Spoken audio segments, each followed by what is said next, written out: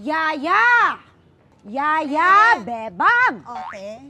Sino ang may-ari ng kotse na yan na nakatira doon? Bakit siya nakapark dito? Abay, malay ko. Eh di sana pinigilan niyo po.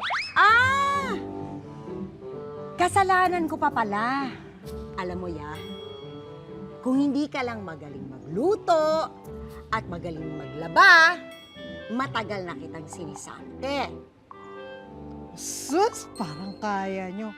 Eh alam ko naman, na sa dami ng kaya kong gawin, eh hindi nyo ako kayang mawala.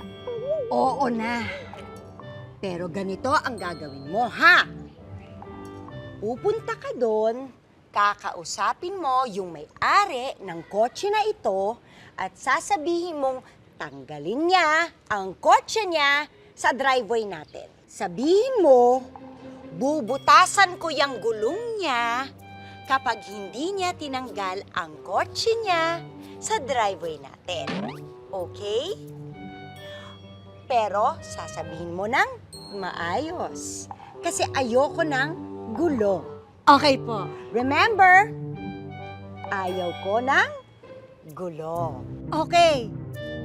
Galit na ho ba kayo niyan? Hindi. Nagpapaliwanag lang.